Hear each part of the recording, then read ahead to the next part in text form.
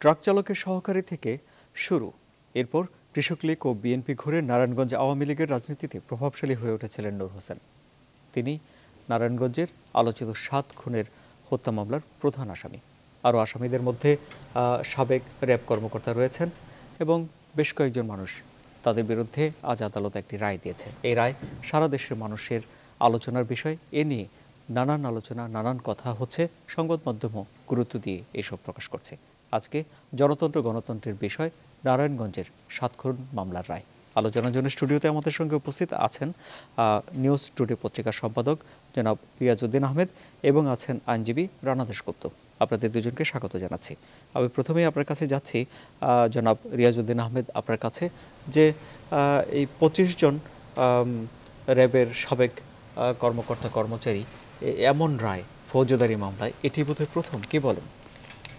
আমারও মনে হচ্ছে যে আমাদের যে কোনো ফৌজদারি মামলায় এটা মানে আমাদের রানাদা ভালো বলতে পারবেন, এত অল্প সময়ে একটা সেন্সেশনাল কেসের পরিসমাপ্তি এবং পানিশমেন্ট, কাদের পানিশ করা হয়েছে? যে যারা একটা নিয়মিত বাহিনীর লোক, যেটা সচরাচর নর্মাল কোর্টে এই ধরনের বিচার হয় না। এগুলি কোর্ট মার্শাল হয় বা এগুলি হলো ভিন্ন। তো এই জায়গার মধ্যে এটা কিন্তু একটা বড় মেসেজ। যারা ক্ষমতা হাতে রেখে অন্যায় করে যাচ্ছে, যারা মানুষকে নির্যাতন করছে, যারা তাদের ক্ষমতার অপব্যবহার করছে, তাদের জন্য এটা একটা বার্তা। এই বার্তাটা যদি ভালোভাবে গ্রহণ করে সবাই, আমাদের সমাজের অনেকটা পরিবর্তন হবে। আরেকটা, এই বার্তাটা আরও যাচ্ছে যারা গডফাদার, তাদের কাছেও যাচ্ছে, যে গডফাদাররাও এইসব তাদের যারা ফলোয়ার, যাদেরকে দিয়ে তারা খুন খারাপি করায়, অন্যায় করায় সমাজে, তাদেরকে তারা রক্ষা করতে পারে না।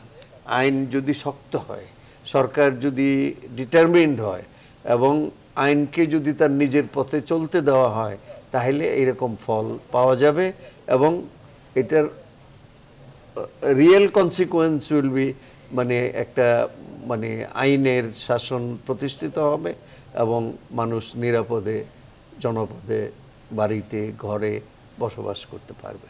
জি, আমাদের সঙ্গে টেলিফোনে সংযুক্ত হয়েছেন দিলীপ কুমার দত্ত। আমরা তার কাছে যাচ্ছি সরাসরি। আমি আশা করি আপনি আমাকে শুনতে পাচ্ছেন। জনাব রিয়াজউদ্দিন আহমেদ বলছেন যে এই রায়ের ফলে দেশে আইনের শাসন প্রতিষ্ঠা আরও বেগবান হবে। আপনি কি বলেন? জি, রিয়াজ ভাই ঠিকই বলেছে।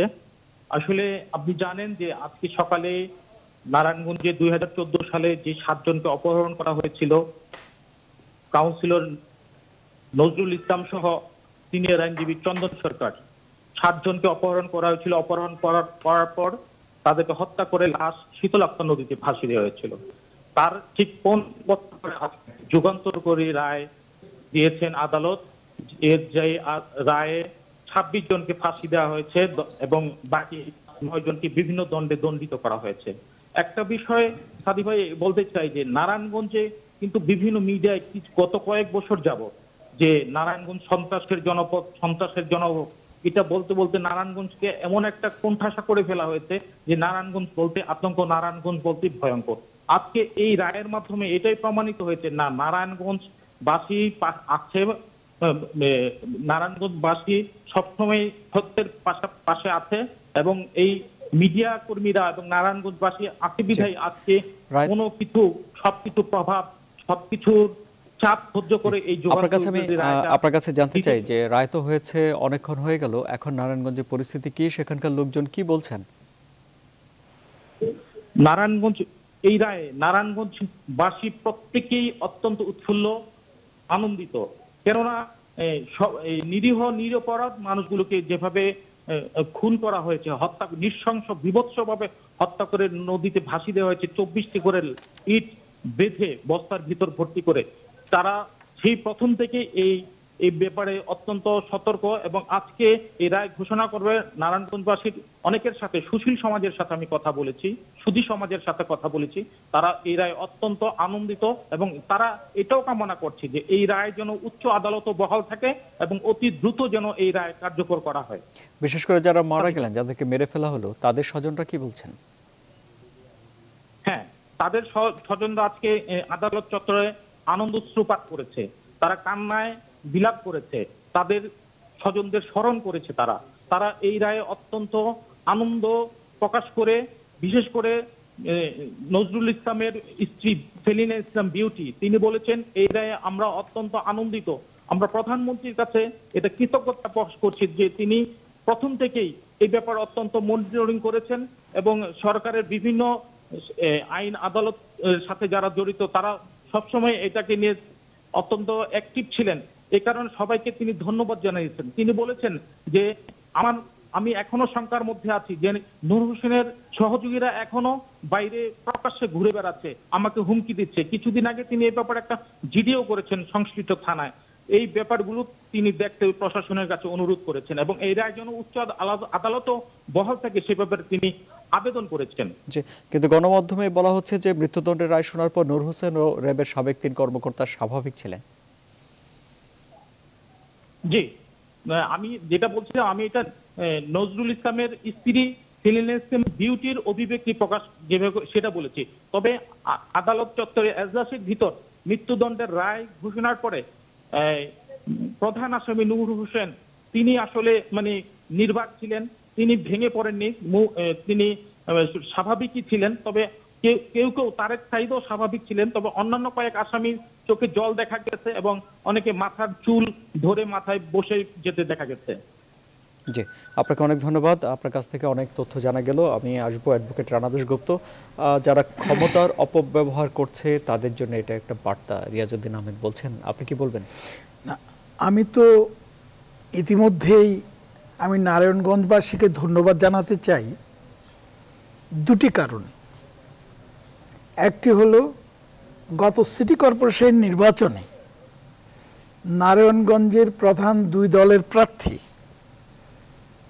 তারা রাজনীতির ক্ষেত্রে যেটা দেখিয়েছেন, আমি এটুকুই বলতে চাই, রাজনৈতিক সংস্কৃতিটা তারা কিন্তু গোটা দেশবাসীর সামনে তারা কিন্তু এই সংস্কৃতিটাকে উপহার দিয়েছে এবং রাজনৈতিক দলের ভূমিকাটি কী হওয়া উচিত, রাজনৈতিক নেতৃবৃন্দের দৃষ্টিভঙ্গি কী হওয়া উচিত, আমি সুস্পষ্টভাবে বলতে চাই তারা কিন্তু সেই বিষয়টিকেও কিন্তু গোটা জাতির সামনে প্রতিভাত করেছেন এবং আমি এ আশা করতে পারি আমাদের বিদ্যমান রাজনৈতিক সংস্কৃতি পুনরুদ্ধারে নিশ্চয়ই নারায়ণগঞ্জ সিটি কর্পোরেশনের নির্বাচন আমাদেরকে ইতিবাচকভাবেই প্রভাবিত করবে। অন্যদিকে আজকের যে মামলার রায়টি হলো, এই মামলার রায়ের মধ্য দিয়ে আমি এটুকুই বলতে চাই, আমাদের বাংলাদেশের বিচার বিভাগের ইতিহাসে সম্ভবত এটি হচ্ছে প্রথম রায় যে রায়ের মধ্য দিয়ে আইন শৃঙ্খলা রক্ষাকারী কর্তৃপক্ষ হিসেবে যারা আছেন তারাও যে আইনের দোষে, আইনি অপরাধী হলে পরে অপরাধীরা যে শাস্তি পায় এবং সেখান থেকেও যে তারা শাস্তি মুক্ত নন, যে ধারণাটি আমাদের দেশের সাধারণ মানুষের রয়েছে, সেখান থেকেও কিন্তু এই বিচারের রায় আমি মনে করি সেখানেও একটি ইতিবাচক মাইল ফলক হিসেবে কাজ করবে। আমরা যারা আইনের শাসনের পুনঃপ্রতিষ্ঠা চাই এবং যদি আমরা মনে করি যে আইনের শাসন পুনঃপ্রতিষ্ঠার মধ্য দিয়েই আমরা হারানো গণতন্ত্রকে ফিরে পেতে চাই, সেই ক্ষেত্রে আমি মনে করি আইনের শাসন পুনঃপ্রতিষ্ঠার ক্ষেত্রে একটি ইতিবাচক অগ্রগতি। এই ক্ষেত্রে অস্বীকারের কোনো উপায় নেই। এই মামলার অন্যতম যিনি প্রধান আসামি র্যাবের অধিনায়ক ছিলেন, তার শ্বশুর কিন্তু সরকারি দলের একজন প্রভাবশালী নেতা এবং মন্ত্রী। অনেকেই আমরা যারা ভেবেছিলাম সরকারি ক্ষমতায় থেকে তারা বিচারকে প্রভাবিত করবেন অথবা বিচারের যে স্বাভাবিক প্রক্রিয়া সেটিকে বাধাগ্রস্ত করে তুলবেন। কিন্তু এখানে আমাদের মনে হয়েছে যে সরকার প্রধান যদি একদম সঠিকভাবে রাষ্ট্রটিকে পরিচালনা করেন এবং প্রশাসনটিকেও যদি সঠিকভাবে পরিচালনা করতে চান এবং বিচার বিভাগের যে স্বাভাবিক প্রক্রিয়া এখানে যদি বাধাগ্রস্ত না করেন, তাহলে সেটা যে একটি ইতিবাচক ফল বেয়ে নিয়ে আসতে পারে সেটি কিন্তু আজকে রায়ের মধ্য দিয়েই প্রমাণিত হয়েছে। তাহলে আপনি বলছেন যে সরকার প্রধান বিচার বিভাগ এবং প্রশাসনকে নিরপেক্ষভাবে পরিচালনা করছে আমি এবং এই ঘটনার পরিপ্রেক্ষিতে অবশ্যই আপনারা জানেন যে আন্তর্জাতিক অপরাধ ট্রাইব্যুনালের একজন প্রসিকিউটর হিসাবে আমি সরকার প্রধানকে দেখেছি, আমি সরকারের ভূমিকা দেখেছি, আমি কিভাবে এই ট্রাইব্যুনাল নিরপেক্ষভাবে বিচার প্রক্রিয়াকে এগিয়ে নিতে পারে সেটি আমরা দেখেছি। এবং সরকার প্রধানের যদি আবার একটি সুনির্দিষ্ট ওই না থাকতো, তাহলে এই রায় বাস্তবায়িত হবে না বলে অনেকে যারা মনে করেছিলাম, আমরা সেখানে দেখেছি যে মার্কিন পররাষ্ট্রমন্ত্রী কখনো কখনো জাতিসংঘ থেকেও যখন পরামর্শ দেওয়া হয়েছিল সেগুলোকে কিন্তু তিনি নেগেট করে তিনি রায়কে বাস্তবায়নের ক্ষেত্রে কোনো ধরনের প্রতিবন্ধকতা সৃষ্টি করেননি। সেখানেই আমরা মনে করি আজকে প্রশাসন, বিচার বিভাগ এবং রাজনৈতিক কর্তৃপক্ষ আমরা যদি সঠিকভাবেই আমাদের দায়িত্বটিকে পালন করি এবং সবাই মিলেই যদি করি, তাহলে দেশটি যে একটা ইতিবাচক পথে হাঁটবে। আজকের দিনে আমি এই বিষয়টিকে আমার কাছে মনে হয়েছে এটি বাস্তবতা এবং সেই বাস্তবতার দিকে আমরা যেতে পারি। আপনার কাছে আবার আসবো, আমি পরিচয় করে দিতে চাই। এই মুহূর্তে আমাদের সঙ্গে যুক্ত হয়েছেন অ্যাডভোকেট সাখাওয়াত হোসেন খান, নারায়ণগঞ্জের 7 খুন মামলার বাদী পক্ষের আইনজীবী। আপনাকে স্বাগত জানাচ্ছি এবং আপনার কাছে প্রথম প্রশ্ন, আপনারা কি ন্যায় বিচার পেয়েছেন বলে মনে করছেন? ধন্যবাদ আপনাকে। আপনারা জানেন যে এই যে নারায়ণগঞ্জের আলোচিত 7 খুনের যে ঘটনা, সেটা শুধু নারায়ণগঞ্জ নয়, সারা বাংলাদেশে একটি আলোচিত ঘটনা হিসেবে পরিচিত এবং এই হত্যাকাণ্ডের একটি সুষ্ঠু বিচার হোক সেই আশা নিয়েই কিন্তু আমরা নারায়ণগঞ্জের আইনজীবী থেকে শুরু করে সকল পর্যায়ের লোকজন, এখানে শুধু নারায়ণগঞ্জ নয় সারা বাংলাদেশের আইনজীবীরা কিন্তু এই হত্যাকাণ্ডটির একটা সুষ্ঠু বিচার হোক আইনজীবী থেকে শুরু করে সকল পর্যায়ের মানুষ সেটা চেয়েছে। আমরা বাংলাদেশের বিভিন্ন জায়গায় দেখেছি যে এই হত্যাকাণ্ডের বিচারের দাবিতে বিভিন্ন আন্দোলন সংগ্রাম হয়েছে। 2014 সনে 27 এপ্রিল যখন এই হত্যাকাণ্ডটি সংঘটিত হয়, ওই সময় আমি নারায়ণগঞ্জ জেলা আইনজীবী সমিতির সভাপতি ছিলাম। সভাপতি থাকাকালীন অবস্থায় আমরা যে সময় জানতে পেলাম যে আমাদের একজন সহকর্মীকে, যিনি একজন প্রবীণ আইনজীবী, যার কোনো শত্রু ছিল না, যিনি কোনো রাজনীতির সাথে সংযুক্ত ছিলেন না, যিনি বিভিন্ন সাংস্কৃতিক কর্মকাণ্ডের সাথে জড়িত ছিলেন, সেই অ্যাডভোকেট চন্দন কুমার সরকার, যিনি এই অপহরণের ঘটনাটি দেখে ফেলার কারণে, তার অপরাধ শুধু এতটুকুই যে সে এই অপহরণের ঘটনাটা দেখে ফেলেছে, যার জন্য তাকে সহ তার ড্রাইভারকেও অপহরণ করা হয়েছে। এবং আপনারা পরের ঘটনাগুলি জানবেন যে আমরা 30 তারিখ পর্যন্ত আমরা মনে করেছিলাম যে এই হত্যাকাণ্ডটি আসলে ঘটেনি, তাদেরকে হয়তো কোথাও আইনশৃঙ্খলা রক্ষাকারী বাহিনী কোথাও রেখেছে, আমরা তাকে ফেরত পাবো। আইনজীবী হিসাবে বিভিন্ন জায়গায় ধর্ণা দিয়েছি, কিন্তু যে সময় আমরা 30 তারিখে 6টি লাশ নারায়ণগঞ্জের শীতলক্ষা নদী থেকে উঠানো হলো, তো ওই সময় কিন্তু নারায়ণগঞ্জের মানুষ এই হত্যাকাণ্ডটির ব্যাপারে সবাই খুবই মর্মাহত হয়ে পড়ে এবং এটার ব্যাপারে তারা আন্দোলন সংগ্রাম গড়ে তোলে। আপনারা জানেন যে এই নারায়ণগঞ্জে এরকম হরতাল হয়েছে যে ধরনের হরতাল ইতিপূর্বে রাজনৈতিক দলগুলো যে ধরনের হরতাল ডেকেছে, সেই হরতাল থেকে সম্পূর্ণ ডিফারেন্স। 58 দিন নারায়ণগঞ্জের আদালত বর্জন হয়েছে, আপনার অবরোধ হয়েছে, অনেক কিছু হওয়ার পরে আপনারা জানেন যে এই মামলা যে সময় কোনো কুল কিনারা হচ্ছিল না, আমরা যেখানে গিয়েছি শুধু একটি বক্তব্য পেয়েছি যে কে নিছে, আমরা দেখছি, কোনো কিছু পাচ্ছিলাম না। কিন্তু আমরা বিভিন্ন জায়গায় পুলিশ আমাদের শুধু বলতো যে আমাদের কিছু করার নাই, আপনারা উচ্চ পর্যায়ে যান, মানে সরকারের উচ্চ পর্যায়ে যোগাযোগ করেন, হয়তো বা আপনি যদি কোনো আইনশৃঙ্খলা রক্ষাকারী বাহিনীর কেউ নিয়ে থাকে তাহলে আপনারা তাকে উদ্ধার করার চেষ্টা করেন উচ্চ পর্যায়ে যে। তো আমরা সব দিকে চেষ্টা করে ব্যর্থ হওয়ার পরে আমি সহ 3 জন যে সময় মহামান্য উচ্চ আদালতে আমরা একটা রিট পিটিশন দায়ের করি। সেই রিট পিটিশনে আমরা আবেদন করেছিলাম যে এই যে রায় হয়েছে সেই রায় কি আপনারা সন্তুষ্ট নাকি আপনাদের আমি বলতেছি সেই হত্যাকাণ্ডের যারা জড়িত এই র্যাবের 3 জন সদস্যকে যাতে গ্রেপ্তার করে জিজ্ঞাসাবাদ করা হয় এবং তাদের উদ্ধার করা হয় সেই জন্য আমরা আদেশ চেয়েছিলাম। ওই সময় উচ্চ আদালত সেই নির্দেশটা দেওয়ার কারণেই তাদেরকে গ্রেপ্তার করে এবং এই হত্যাকাণ্ডের যে ক্লুগুলি উদ্ঘাটিত হয়। আপনারা জানেন অনেক চড়াই উৎরাই পেরিয়ে আজকে এই দীর্ঘদিন পরে আজকে নারায়ণগঞ্জের মানুষের প্রতীক্ষিত সেই রায় আজকে হলো। সেই রায়ে আমি মনে করব যে নারায়ণগঞ্জের মানুষ থেকে শুরু করে সারা বাংলাদেশের মানুষই কিন্তু আজকে খুশি হয়েছে। একটা বিষয় যে এই আদালতের প্রতি, বিচার ব্যবস্থার প্রতি আমি মনে করি মানুষ অন্তত এতটুকু বিশ্বাস স্থাপন করার একটা সুযোগ হবে যে যদি আইনশৃঙ্খলা রক্ষাকারী বাহিনীর লোকই হোক বা যেই হোক, যদি এই ধরনের হত্যাকাণ্ডের সাথে জড়িত থাকে, এই ধরনের অপকর্মের সাথে জড়িত থাকে এবং তারা যত প্রভাবশালী হোক, আপনারা জানেন যে ইতিপূর্বে এই হত্যাকাণ্ডটির যাতে ক্লু উদ্ঘাটিত না হয় এই জন্য রাষ্ট্রের প্রভাবশালীদের মাধ্যমে অনেক ধরনের চেষ্টা হয়েছে, সেই চেষ্টা কিন্তু সফল হয় নাই।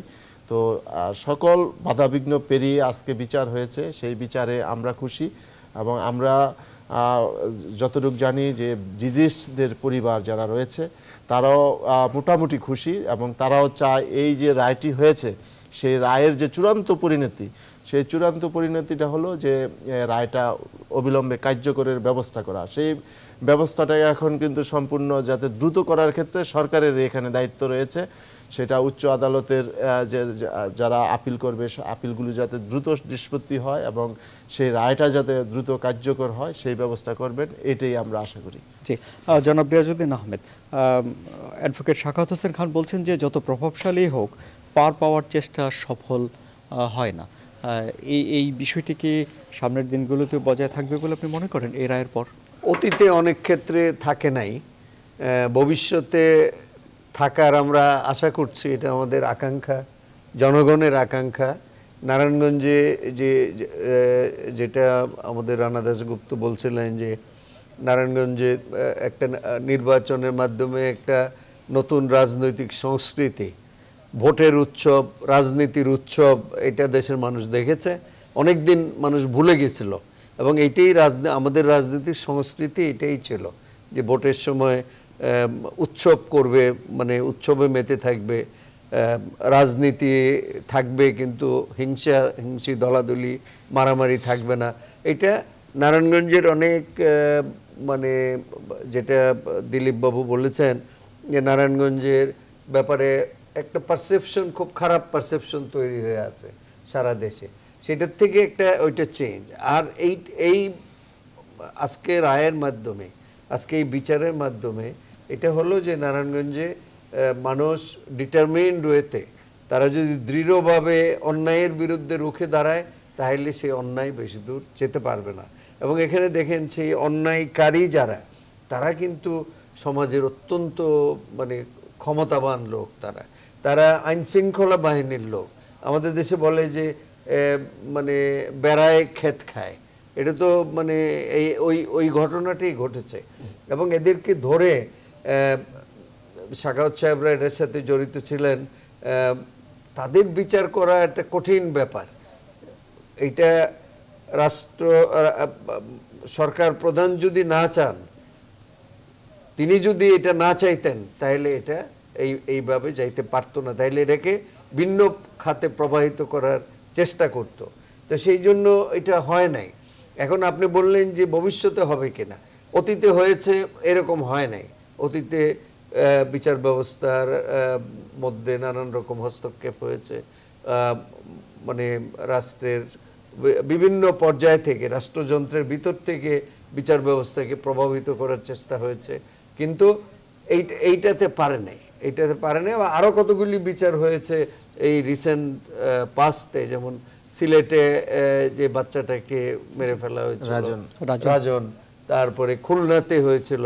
এরকম কতগুলি মানে আমি বলবো দৃষ্টান্তমূলক কতগুলি বিচার হয়েছে। এখন এটাকে যদি ধরে রাখা যায় তাহলে আমরা মনে করি রাজনৈতিক সংস্কৃতির যেরকম একটা চেঞ্জের আভাস পাওয়া যাচ্ছে, আমাদের এই লিগ্যাল হিস্ট্রিতেও আমাদের এই আইন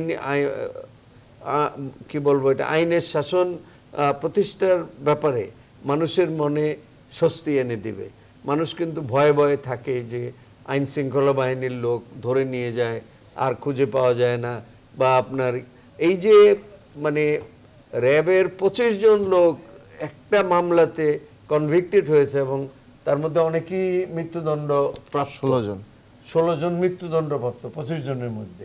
তাহলে এটা কিন্তু একটা মানে দৃষ্টান্তমূলক একটা ঘটনা। এটা আমাদের দেশে এরকম খুব কম ঘটছে। হয়েছে আইন শৃঙ্খলা বাহিনীর ভিতর থেকে লোক আসামি হয়েছে, গ্রেপ্তার হয়েছে, তাদেরও বিচার হয়েছে, কিন্তু এরকম এত বড় ঘটনা, এটা সাখাওয়াত সাহেব ভালো বলতে পারবেন যে র্যাবের এতগুলি লোক কিভাবে জড়িত হইলো এই অপরাধ সংগঠন। জি, একজন দর্শক আছেন আমাদের সঙ্গে, দর্শকের ফোনটা নেই। দর্শক, আপনার নাম পরিচয় বলে আপনার প্রশ্ন করুন। আসসালামু আলাইকুম, আমি সরাইল ব্রাহ্মণবাড়ি থেকে বলছি। বলুন। আমার প্রশ্ন হচ্ছে সাখাওয়াত স্যারের কাছে যে গাড়ির ড্রাইভার যে 2 জন ছিল তারা তো নিরপরাধ মানুষ, তারা তো খেটে খাওয়া মানুষ, এখন তাদের ফ্যামিলিটা কিভাবে চলবে? তাদেরকে যদি কোর্ট থেকে কিছু সহযোগিতা করতে রায়ের মাধ্যমে যে ক্ষতিপূরণ দিতে হবে, এটা যদি সাখাওয়াত সাহেব আবার নতুন করে কোর্টের মাধ্যমে যদি তাদেরকে কিছু ক্ষতিপূরণ দেয় তাহলে মনে করি অনেক ভালো হতো। যে 2 জন গাড়ির ড্রাইভার ছিল। অ্যাডভোকেট সাখাওয়াত হোসেন খান। আচ্ছা, উনি বলেছেন যে 2 ড্রাইভার যারা তারা তো গরিব, তাদের ফ্যামিলি কি করে চলবে? তাদেরকে যদি কিছু ক্ষতিপূরণ দেওয়ার বিষয় থাকে কোর্টের মাধ্যমে। অত্যন্ত সুন্দর একটি প্রশ্ন করেছেন। আজকে আমি একটা বিষয় বলি যে আমাদের অ্যাডভোকেট চন্দন কুমার সরকারের যে ড্রাইভার ইব্রাহিমের ফ্যামিলিটার দিকে তাকালে মনে হয় যে তার মতো এত কষ্টে পৃথিবীতে কেউ আছে বলে আমার মনে হয় না। তাদের সন্তান, স্ত্রী, তার পিতা যে সময় আমার কাছে আসে, এবং আজকেও আমি তাদেরকে দেখেছি, আদালতে এসেছে, সেখানে তাদের যে আকুতি। এবং আমি একটা বিষয় বলি যে একটা ফ্যামিলিতে প্রায় 7-8 জন সদস্য, যার একজন মাত্র সদস্য ছিল যিনি উপার্জনক্ষম, সেই উপার্জনক্ষম ব্যক্তিটিকেই কিন্তু আজকে হত্যা করা হয়েছে। এরকম আরও ওই যে স্বপনের যে গাড়ির ড্রাইভার, তাকে হত্যা করা হয়েছে। 2 জন ড্রাইভারকে হত্যা করেছে যাদের কোনো দোষ ছিল না, তারা কোনো অপরাধের সাথে জড়িত ছিল না, তারা একটা সামান্য বেতনে ড্রাইভারের চাকরি করত। তো আমি মনে করি যে বিচার আজকে হয়েছে। আমাদের দেশের যে সংগতি, এই সংগতির দিকে লক্ষ্য রেখে আমি একটা কথা বলতে চাই, সেটা হলো সরকারের দিকে। কারণ এই সকল বিষয়গুলি সরকারই দেখবে। আদালত ইচ্ছা করলে ক্ষতিপূরণ দেওয়ারও রায়ের মধ্যে উল্লেখ করতে পারত, এবং এখনও সুযোগ আছে। উচ্চ আদালত যদি যায়, সেই ক্ষেত্রে উচ্চ আদালত ইচ্ছা করলে সেই জিনিসটা পারবে। তো আজকে এই ড্রাইভারের ফ্যামিলি তো আছেই, এছাড়া এই 7 জনের মধ্যে এরকম অনেকের ফ্যামিলি আছে। যেমন আমি অ্যাডভোকেট চন্দন সরকারের ব্যাপারে বলি, তার 4টি মেয়ে, তার কোনো ছেলে নেই, তার স্ত্রী আজকে অসুস্থ, তার অন্য সন্তানরা লেখাপড়া করত, তো তাদের ফ্যামিলিরও আজকে দুরবস্থা। সুতরাং আমি মনে করি যে এই হত্যাকাণ্ডগুলি সংঘটিত হয়েছে, এই হত্যাকাণ্ডের যারা শিকার হয়েছে তাদের পরিবারগুলি যারা আছে, তারা অত্যন্ত মানবতার অবস্থায় আছে। রাষ্ট্রের থেকে ইচ্ছা করলেই রাষ্ট্র আজকে তাদেরকে সহযোগিতা করতে পারে, সহযোগিতা করতে পারে।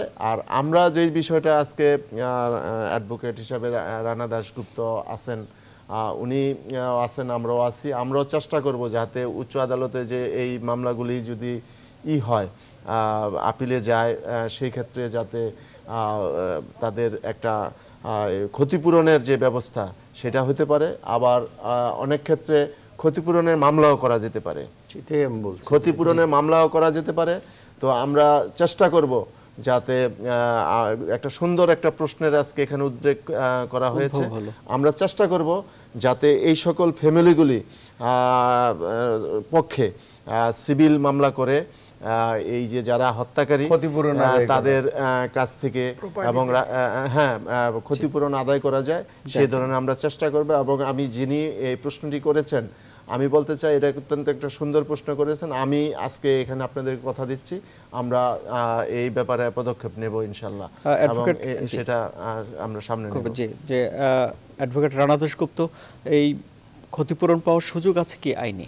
না, প্রথম কথাটি হলো যে অ্যাডভোকেট সাখাওয়াত হোসেন সাহেব তো বলেছেনই, সেটা হলো আমাদের যে রায় দেওয়ার ক্ষেত্রে মাননীয় বিচারক তিনি কিন্তু শাস্তির পাশাপাশি অর্থদণ্ডেও দণ্ডিত করতে পারতেন এবং এও বলতে পারতেন যে এদের কাছ থেকে যে অর্থটি পাওয়া গেল সেটি অ্যাগ্রিভড ফ্যামিলি যেগুলো আছে এমন কোন নজির আছে কি? আগের কোন মামলায় নজির আছে? আগের কোন মামলায় এমনতর কোন নজির কিন্তু আমরা এ পর্যন্ত পাইনি। তবে কোর্ট ইচ্ছে করলে পারতেন। সাখাওয়াত সাহেব এও বলেছেন যে মামলাটি নিশ্চয়ই অ্যাপিলেট ডিভিশনে আসবে।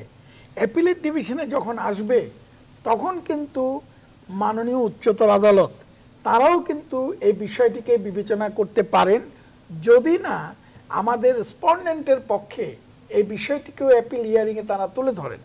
এটা একটি দিক। আরেকটি দিক হলো যেটা সাখাওয়াত সাহেব বলেছেন এবং তিনি অঙ্গীকারও করেছেন যে এই যারা হত্যাকাণ্ডের সাথে দায়ী তাদেরকে এই হত্যাকারীদের কাছ থেকে ক্ষতিপূরণ আদায়ের জন্য একটি কম্পেনসেশন স্যুট দায়ের করার যে কথাটি তিনি বলেছেন, প্রতিশ্রুতি দিয়েছেন, আমি আশা করি যে নারায়ণগঞ্জের জেলা আইনজীবী সমিতি, যে আইনজীবী সমিতি এই মামলাটি শুধু পরিচালনা না, এই মামলা যাতে সঠিকভাবে চলে এবং মামলার যাতে অগ্রগতি হয় তার জন্যে সমিতির সভাপতি হিসাবে তিনি সেদিন একটি গৌরবোজ্জ্বল ভূমিকা পালন করেছিলেন অনেকগুলো হুমকির মুখোমুখি সত্ত্বেও। এবং আমি মনে করি যে এই দায়িত্বটি তার নেতৃত্বে নারায়ণগঞ্জ আইনজীবী সমিতিতে যারা আছেন বিজ্ঞ আইনজীবীরা তারাও নিশ্চয় ঐক্যবদ্ধভাবে যদি এই ভূমিকাটি পালন করেন নিশ্চয়ই আমরা মনে করি যে আইনের শাসন পুনঃপ্রতিষ্ঠার ক্ষেত্রে সেখানেও আমরা সরকারকে আমরা সহযোগিতা করতে পারব। জি, অ্যাডভোকেট সাখাওয়াত হোসেন খান, আপনারা যে আবেদন করার কথা বলছেন কিংবা একটা সিভিল মামলা দায়ের করার কথা বলছেন, এখানে তো খুন হয়েছে, খুনের প্রতিকার আপনারা চেয়েছেন, কিন্তু এই খুনের ফলে যে ক্ষতি হয়েছে পরিবারের, সেই ক্ষতি হওয়ার বিষয়টিও কি আইনের সাবজেক্ট? সেটিও কি এখতিয়ারে পড়ে? Compensation suit. আমি আপনাকে একটা বিষয় বলতে চাই যে আজকে যে প্রশ্নটা করেছেন এটা যে দর্শক করেছেন এটা মনে হয় আপনার উন্নত দেশের নজির থেকে উনি এই বক্তব্যটা দিয়েছেন। আমাদের দেশ তো নিম্ন আয়ের থেকে একটু উচ্চ আয়ের দেশে যাচ্ছে, তো সেই হিসাবে তো আমরা এই আশাটা করতেই পারি এবং দর্শক যে আশাটা করছে সেই আশাটা করতেই পারে। আর এখানে তো এরকম না, এটা মাত্র 7টা হয়তো 7টা ফ্যামিলি, এই 7টা ফ্যামিলিকে রাষ্ট্র ইচ্ছা করলে অনেক কিছুই করতে পারে।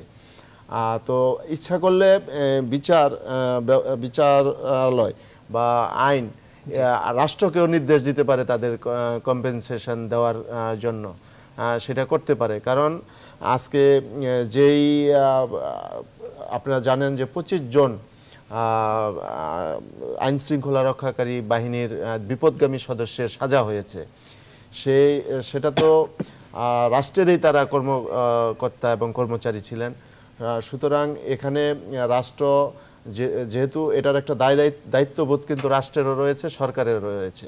সুতরাং এই যে যারা এই ভিকটিম ফ্যামিলি তাদেরকে কম্পেনসেশন দেওয়ার ক্ষেত্রে আমি মনে করি সরকার ইচ্ছা করলে, আজকে আপনি দেখেছেন এই যে হোলি আর্টিজান হত্যাকাণ্ড হয়েছে সেখানে যে 2 জন পুলিশ অফিসার হত্যার শিকার হয়েছে তাদেরকে কিন্তু সরকারের পক্ষ থেকে বিভিন্ন ধরনের কম্পেনসেশন বলেন বা তাদের পরিবারকে সহায়তা করা হচ্ছে।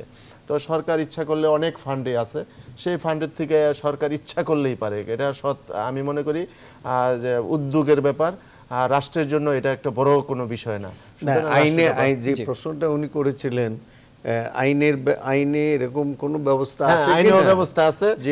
যে ভিকটিম যারা, ভিকটিমদেরকে যারা পারপিট্রেটর, অপরাধী, তাদের সম্পত্তি বাজেয়াপ্ত করে তাদেরকে কম্পেনসেট করা, এটা একটা। হ্যাঁ, দিতে পারে। দ্বিতীয়ত আপনি যেটা বললেন, সরকারও দিতে পারে, এবং সরকারের বিভিন্ন বেনাবলেন ফান্ড আছে, আছে, সেখান থেকে কম্পেনসেট করতে পারে করে। এইটা কিন্তু মানে আপনারা আরেকটা নজির স্থাপন করতে পারেন নারায়ণগঞ্জের থেকে শুরু করে, এবং সেখানে রানা দাশগুপ্ত যাবে মামলা করতে। আমি একটি কথা বলি, দাদার সাথে আমি একমত হয়ে বলতে চাই, সাখাওয়াত সাহেব চলেন না। আমরা কিন্তু আমাদের দেশের এই যে বিচারালয়ে এই ধরনের ক্ষতিপূরণ আদায় পারপিট্রেটার্সদের কাছ থেকে আদায়ের কিন্তু অতীতে কোনো নজির কিন্তু আমার জানা নাই, আপনার জানা আছে কিনা আমি জানি না।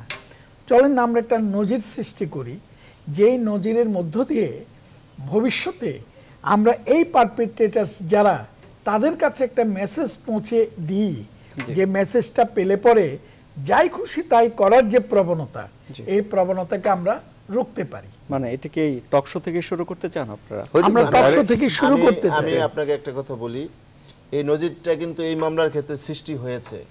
আপনারা দেখবেন যে বাংলাদেশের কৃষ্টিটা কিন্তু এখানে কিছুটা চেঞ্জ হয়েছে এই মামলার ক্ষেত্রে। এই হত্যাকাণ্ডটি যেদিন যে সময় সংঘটিত হয়, আপনি নারায়ণগঞ্জের সেই সময়কার 1 মাসের পত্রপত্রিকা দেখবেন, সেই পত্রিকার মধ্যে দেখবেন এখানে দলমত নির্বিশেষে সকল আইনজীবী কিন্তু একাকার হয়ে গিয়েছিল। সেখানে সারা বাংলাদেশে যে সকল আইনজীবীরা লিড দেয়, আপনার সরকারি দলের আইনজীবী বলেন, বিরোধী দলের আইনজীবী বলেন, বা অন্য রাজনৈতিক দল যারা আছে, সকল দলের যারা প্রবীণ আইনজীবী রয়েছে ঢাকাতে, সবাই কিন্তু গিয়ে এই নারায়ণগঞ্জে যে আমাদের সাথে একাত্মতা ঘোষণা করেছে।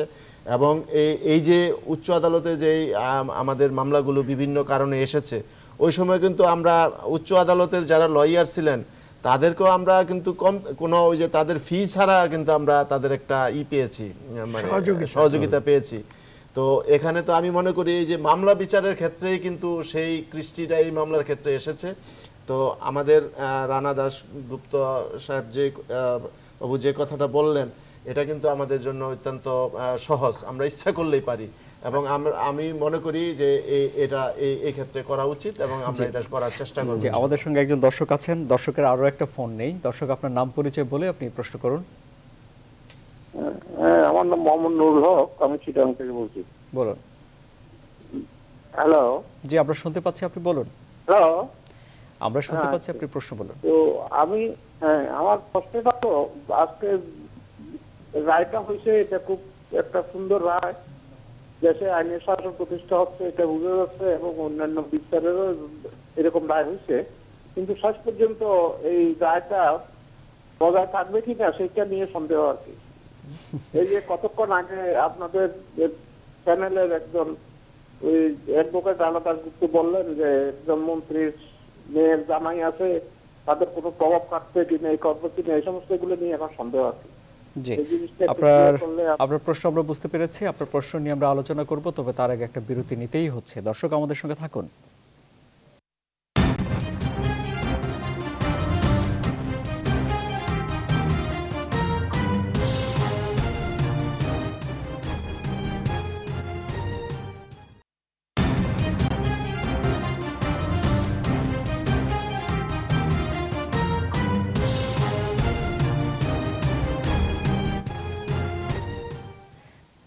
আবারও স্বাগত জানাচ্ছি জনতন্ত্র গণতন্ত্র অনুষ্ঠানে। জনাব রিয়াজউদ্দিন আহমেদ, এক দর্শক সংশয় প্রকাশ করেছিলেন, আপনি কি বলবেন ফোনে? এটা মানে ভিত্তিহীন না একেবারে সংশয়টা, কারণ এটার কারণটা হলো আমাদের সমাজে যে ব্যবস্থা চলে আসছে, এই ব্যবস্থাটা কিন্তু পারফেক্ট ব্যবস্থা না। এটা মাঝে মধ্যে দুই একটা এক্সেপশন হয়ে যায়, নারায়ণগঞ্জে হলো, সিলেটে হলো, খুলনাতে হলো, এরকম। কিন্তু as a matter of rule আমাদের এখানে কিন্তু নানানভাবে তদন্ত কার্য, বিচার ব্যবস্থা প্রভাবিত করার চেষ্টা করা হয়, রাষ্ট্রযন্ত্রের ভিতর থেকে, প্রভাবশালী লোকদের থেকে, প্রেসার গ্রুপের কাছ থেকে। আমরা যে সাংবাদিকতা করি, আমাদের দেশে কিন্তু এখন সাংবাদিকতা স্বাধীনতা হরণ করার জন্য কোনো আইন নাই, কিন্তু আইনের থেকেও বড় জিনিস আছে, অনেক বড় জিনিস আছে। সেইগুলি এরকমই আইনের ব্যাপারেও তাই। আইনের ব্যাপারে বিচার ব্যবস্থা তো স্বাধীন, এটা তো হলো থাম্ব রুল হলো যে আমরা স্বাধীন বিচার ব্যবস্থা বিশ্বাস করি, সবাই বক্তৃতা দিচ্ছে, কিন্তু এখানে তো গোলমাল হয়, এখানে তো সমস্যা হয়, এবং এটা মানুষ জানে কিন্তু। এবং এখানে দেখেন একটা বড় জিনিস হলো পারসেপশনটা হলো যে এখানে ওই যে উনি বললেন যে এবং রানাদাও বললেন যে রাষ্ট্রের ভিতর থেকে একজন প্রভাবশালী ব্যক্তির আত্মীয় তার ফাঁসি হয়ে গেল, তিনি যে সার্ভিসে ছিলেন সেটা অত্যন্ত আদেশ হয়েছে, হ্যাঁ আদেশ হয়েছে, জি আদেশ হয়েছে। তো কিন্তু এই যে এটা তো ভিন্ন খাতে নেওয়ার চেষ্টা হয় নাই আমি বলবো না, কিন্তু পারে নাই, এই রায় পারে নাই এই জন্য তদন্তের পর, জি হ্যাঁ সেটাই বলছিলেন আপনি, পারে নাই এই জন্য যে রাষ্ট্রের সর্বোচ্চ পর্যায়ে নিশ্চয়ই এই বিচারটা চেয়েছে তারা, এই জন্যই হয়েছে। এবং আমাদের আবেদন হবে যে আমরা এই বিচার ব্যবস্থাটাকে দৃষ্টান্ত ধরে আমরা সামনে এগিয়ে যাই, বাংলাদেশের রুল অফ ল যেটা এটা প্রতিষ্ঠিত হোক, স্বাধীন বিচার ব্যবস্থা প্রতিষ্ঠিত হোক, মানুষ যেন আস্থা রাখতে পারে বিচার ব্যবস্থার উপর যে আমাদের ন্যায় বিচার আমরা সব জায়গায় পাবো।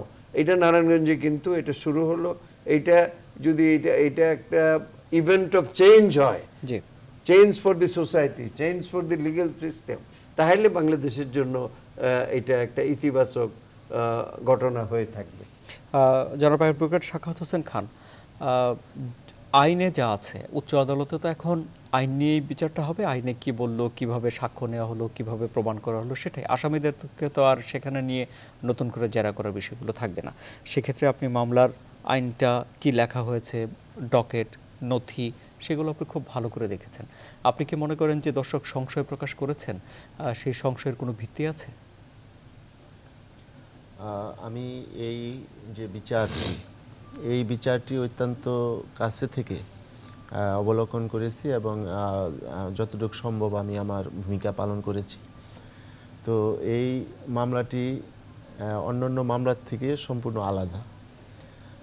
আপনারা জানেন যে এই হত্যাকাণ্ডের অভিযোগপত্র দায়েরের পূর্বে 21 জন আসামিকে গ্রেপ্তার করা হয়েছিল। এই 21 জন আসামির মধ্যে 21 জন আসামি আপনার এই হত্যাকাণ্ডটির তাদের সংশ্লিষ্টতা, তারা কোন পর্যায়ে কিভাবে জড়িত হয়েছে, এই সকল বিষয়গুলো অপহরণ, হত্যা এবং গুম, 3টা পর্যায়ে। এই 3টা পর্যায়ে এই যে 35 জন আসামি রয়েছে, কে কোন পর্যায়ে অংশগ্রহণ করেছে সেই বিষয়গুলি এই গ্রেপ্তারের পরেই ওই 21 জন আসামি তাদের ম্যাজিস্ট্রেটের কাছে স্বীকারোক্তিমূলক জবানবন্দির মাধ্যমে তাদের নিজেদের দোষগুলো স্বীকার করেছে। এই হলো একটা দিক। আরেকটা দিক হলো যে আপনারা জানেন যে প্রকাশ্য রাজপথ থেকে কিন্তু এই অপহরণটা হয়েছে। সেই প্রকাশ্য রাজপথ থেকে যে অপহরণটা হলো, সেখানে গাড়ি একটা ব্যস্ত পথ, সেই পথে যে সময় এই অপহরণটা করা হয় ওই সময় অনেক গাড়ি জমেছিল, সেখানে অনেকেই ঘটনাটা দেখেছে। সেই প্রত্যক্ষদর্শী সাক্ষীও কিন্তু এখানে এই মামলায় সাক্ষী হিসাবে সাক্ষ্য প্রদান করেছে। এলো 2 নাম্বার। 3য় নাম্বার হলো আপনার এই যে 35 জনের বিরুদ্ধে অভিযোগপত্র দায়ের করা হয়েছে, এই 35 জনের মধ্যে যে 25 জন র্যাব কর্মকর্তা রয়েছে, র্যাবের সদস্য রয়েছে, এই র্যাবের থেকে অনেক সাক্ষী আছে যারা এই র্যাবে ওই সময় কর্মরত ছিল এবং তারা যে প্রত্যক্ষ যে জিনিসটা করেছে, র্যাবের যে সদস্যরা এই ঘটনাটাকে যেভাবে প্রত্যক্ষ করেছে, সেই ঘটনাটা তারা হুবহু সাক্ষী হিসাবে বিজ্ঞ আদালতে জবানবন্দিতে দিয়েছে। এখানে আজকে যে সাক্ষীগুলি হয়েছে, আমি তো অনেক মামলাতেই করি, তো সেই মামলাগুলির মধ্যে আমি মনে করি এই মামলাটা খুবই ওয়েল প্রুফ একটা মোকদ্দমা এবং এই মোকদ্দমার সবার বিরুদ্ধেই সুনির্দিষ্টভাবে অভিযোগগুলো এসেছে। সুতরাং এই মামলা থেকে আমি মনে করি যে সংশয়ের কোনো জায়গা নেই। এই মামলা থেকে হ্যাঁ খুবই শক্ত, হ্যাঁ কাগজপত্র শক্ত, হ্যাঁ খুবই। সুতরাং আমি মনে করি না উচ্চ আদালতে এই আসামিরা আপিল করলে একটা সুবিধা পাবে, সেটা আমি মনে করি না। আচ্ছা একটু আপনি বলেন তো, এটা আমারও একটা প্রশ্ন। যে বলুন বলুন যে এই এতগুলি র্যাবের লোক এটার মধ্যে কি করে জড়িত হলো, কি কারণে জড়িত হলো? আমি আপনাকে বলি, আপনারা মানে ইনভেস্টিগেশনের মধ্যে যেই বিষয়টা পেয়েছি, যেমন মনে করেন এখানে আমি 3টা বিষয় কিন্তু বলেছি। যেমন অপহরণ একটা গ্রুপ করেছে। না আমি বলছি র্যাব ইনভলভ হলো কেন? এটা কি টাকার বিনিময়ে হয়েছে না অন্য র্যাব ইনভলভ হলো কেন সেই জিনিসটাও কিন্তু এসেছে। না ঠিক র্যাব না, র্যাবের কয়েকজন সদস্য, বিপদগামী সদস্য কেন ইনভলভ হলো তদন্ত, সেই বিষয়টা এখানে তদন্তে এসেছে এবং সেই বিষয়টা খুব স্পষ্টভাবে সুন্দরভাবে এসেছে।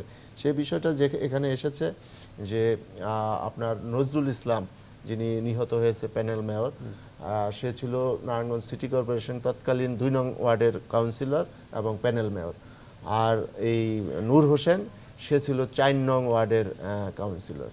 তো নূর হোসেন প্রভাবশালী ছিল অনেক। সে তার নারায়ণগঞ্জের ওই এলাকাটা সে নিয়ন্ত্রণ করত। আর সে আমরা যতটুকু পত্রপত্রিকায় দেখেছি বা শুনেছি যে সে ওই সময় যে প্রশাসন ছিল সেই প্রশাসনটা ওনার হাতের মুঠোয় ছিল। আপনাদের হয়তো মনে আছে এই হত্যাকাণ্ডটা ঘটার পরে প্রথমেই কিন্তু নারায়ণগঞ্জের মানুষ আন্দোলন করেছে তৎকালীন এসপি এবং ডিসি সহ কিছু পুলিশ অফিসারের বিরুদ্ধে আন্দোলন করেছে। সেই আন্দোলনটা কেন করেছে? যে তাদের ছত্রছায়ায় নূর হোসেন আজকে নূর হোসেন হয়েছে এবং তাদের পৃষ্ঠপোষকতায় নূর হোসেন এই আজকে দানবে পরিণত হয়েছে। সেই জিনিসটা কিন্তু ওই সময় নারায়ণগঞ্জের মানুষ সেই জিনিসটা আমি বলি করেছে। তো সেই কারণেই আপনার দেখেছেন যে সাথে সাথে ডিসি, তৎকালীন ডিসি, এসপি এবং 81 জন পুলিশের সদস্যকে ওই সময় প্রত্যাহার করা হয়। এবং প্রত্যাহার করার পরে আমরা যে জিনিসটা বের হয়ে এসেছে, এই নূর হোসেনের মধ্যে একজন কাউন্সিলর সিটি কর্পোরেশনের, সে আপনার 11টি অস্ত্র লাইসেন্স কিভাবে পায়। একটা দানব হওয়ার ক্ষেত্রে যে একটা সহযোগিতা, এটা কিন্তু প্রশাসনই করেছে। যে একটা লোক তো 11টা অস্ত্র লাইসেন্স পরবর্তীতে সেগুলি সিজ করেছে।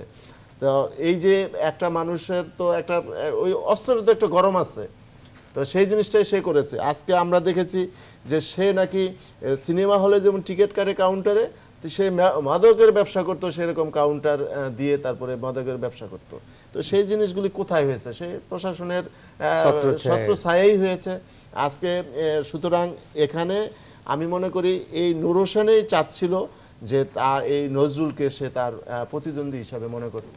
সেই প্রতিদ্বন্দ্বী হিসাবে মনে করে সে চাচ্ছে যে যেহেতু তার সাথে আইন শৃঙ্খলা রক্ষাকারীর কিছু বিপদগামী সদস্যের সাথে তার হৃদ্যতা রয়েছে, তাদের প্রশ্রয়ে সে এই কাজগুলি করছে। সে চাচ্ছে যে তার প্রতিদ্বন্দ্বীকে পৃথিবী থেকে সরিয়ে দিতে, তার ব্যবসাটাকে, তার যে আধিপত্যটাকে আরো স্থায়ী করতে। সেটার অংশ হিসাবে আমরা যতটুকু মামলার মধ্যে দেখেছি যে অর্থের বিনিময়ে আজকে এই র্যাবের এই সদস্যদের প্রশাসনকে ব্যবহার করা হয়েছে এবং এই হত্যাকাণ্ডটা একদমই শেষ দিকে আছি। আমি সবার কাছে 30 সেকেন্ড করে যাব। শুরুতে যাচ্ছি অ্যাডভোকেট রানা দাশগুপ্ত আপনার কাছে। এই আলোচনার পর শেষে আপনার কি বলার আছে? 30 সেকেন্ড। আমার বলার একটি জিনিস, সেটি হলো আমাদের সংবিধানে আছে কেউ আইনের ঊর্ধ্বে নয়। সংখ্যা যেগুলো প্রকাশ করা হয়েছে সেটি হলো সংবিধানে যাই থাক, মানুষের কাছে যে বাস্তবতা, এই বাস্তবতায় ধারণাটা কিন্তু ভিন্ন। আজকে আমি বলতে চাই, চলুন আমরা সংবিধানের উপরে দাঁড়াই এবং আমরা নারায়ণগঞ্জের এই বিচারের রায়ের মধ্য দিয়ে যেটি এসছে যে আইনের কাছে সবই সমান এবং কেউ আইনের ঊর্ধ্বে নয়, এই জায়গাটাকে স্থির রেখে আমরা সবাই গণতন্ত্র এবং আইনের শাসন পুনঃপ্রতিষ্ঠা, তার জন্যে আমরা লড়াই করি। এই লড়াইটি কিন্তু শুধু যে আজকের লড়াই তা না, আমাদের মুক্তিযুদ্ধের চেতনার যে কথাটি আমরা বলি সেখানেই তো আছে গণতান্ত্রিক রাষ্ট্র ব্যবস্থা এবং আইনি রাষ্ট্র ব্যবস্থা করার জন্যেই আমরা কিন্তু সবাই মিলে 71-এ মুক্তিযুদ্ধ করেছে। এই মুক্তিযুদ্ধের বাংলাদেশটাকে যদি ফিরে পেতে হয় তাহলে সেই জায়গায় দাঁড়ানো ছাড়া আর কারো কোনো বিকল্প আছে বলে মনে হয় না। জি, জনাব রিয়াজউদ্দিন আহমেদ। জি, আমি জনাব রানা দাশগুপ্ত যা বলেছেন তার সাথে একমত হয়ে আমি বলতে চাই যে আমাদের সামনে এগিয়ে যাওয়া উচিত এবং এটাকে একটা বৃহৎ আন্দোলনের অংশ করতে হবে, একটা সামাজিক আন্দোলন, রাজনৈতিক আন্দোলন।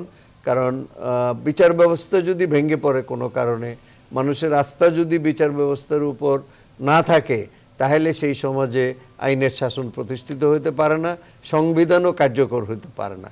সেদিক থেকে আমি মনে করি যে নারায়ণগঞ্জের এই বিচারটি সংবিধানকে শক্তিশালী করেছে, আইনের শাসন প্রতিষ্ঠার যে সম্ভাবনা এটাকে উজ্জ্বল করেছে। এটাকে সামনে এগিয়ে নেওয়ার জন্য শুধু আইনজীবীরা নয়, আইনজীবী, সাংবাদিক, সিভিল সোসাইটি এবং আমি মনে করি রাজনৈতিক দলগুলিরও এর সাথে অংশগ্রহণ করা উচিত। জনাব অ্যাডভোকেট শাখাওয়াত হোসেন খান। আমি মনে করি রাষ্ট্রের মূল যে নীতিটা হওয়া দরকার সেটা হলো যে দুষ্টের দমন, শিষ্টের পালন। সেটা করার জন্য আমি মনে করি যে বিচার ব্যবস্থা রয়েছে সেই বিচার ব্যবস্থার প্রতি যাতে জনগণের আস্থা ফিরে আসে, যে আজকে যেরকম নারায়ণগঞ্জে ফিরে এলো সেরকম আস্থা ফিরে আসে, তার জন্য প্রয়োজন প্রথমে যে বিচার বিভাগের পূর্ণ স্বাধীনতা প্রদান করা এবং এই যদি বিচার সুষ্ঠু বিচার হয়, সকল অপরাধের যে সুষ্ঠু বিচার হয়, তা আমি মনে করি এই সমাজের যে অসঙ্গতিগুলি রয়েছে সেই অসঙ্গতিগুলি থাকবে না এবং আমাদের যে গণতান্ত্রিক যে ব্যবস্থা সেই ব্যবস্থাটা আরও মজবুত হবে এবং সমাজ আরও এগিয়ে যাবে, এটাই আমরা আশা করি। সুতরাং আমি মনে করি যে সরকারের এবং রাষ্ট্রের এখন উচিত যে বিচার, যে মানুষের যে বিচার পাওয়ার অধিকার, সেই বিচার পাওয়ার অধিকারটাকে যাতে নিশ্চিত করা হয়। জি, অনেক ধন্যবাদ। আজকের মতো আমরা গণতন্ত্র অনুষ্ঠান শেষ করছি। আগামীকাল একই সময়ে আবারও গণতন্ত্র দেখার আমন্ত্রণ রইল।